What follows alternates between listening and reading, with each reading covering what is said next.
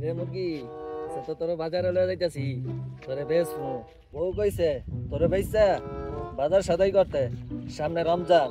বন্ধু যখন বলো যা আমার বাড়ির সামনে দিয়া রঙ্গ কইরা হাইটা যায় ফাইটা যায় বুকটা ফাইটা যায়। আব্বে হালাই এটা গদাই না, পাইছি শালার বলদ রে। আজকে তোর বলদ বানায় তোর মুরগি আয় দিন। ওই গদাই ওদিকে ওদিকে কি এই বেলায় মুরগি নিয়ে কই যাস? বাজারে যাইতাছি। এই সময় মুরগি নিয়ে বাজারে কেন?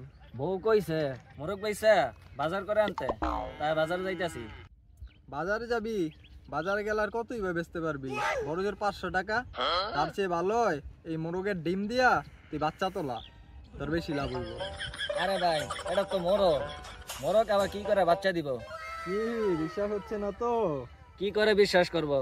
মোরগ কেউ কখনো ডিম পারতে পারে? ডিম তো মুরগি পারে। পিটার চাইলে সব পারে, আমি মোরগকে দিয়ে ডিমও পারাতে পারি। ওই পারাও তো দেখি। আরে এভাবে হবে না, তোমার মোরগ টাচকে রেখে যাও, কালকে সকালে দেখাবো তোমাকে মোরগের ডিম। সেটা যে মুরগির ডিম নয় সেটা কি করে বিশ্বাস করব? ডিম ফুটিয়ে মোরগের বাচ্চা বের করে দেখাবো।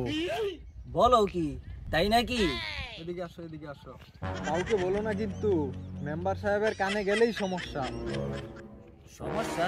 কিসের সমস্যা? শুনলেই সমস্যা, শুনলেই মেম্বার তোমার কাছ থেকে মুরগি কেড়ে নেবে।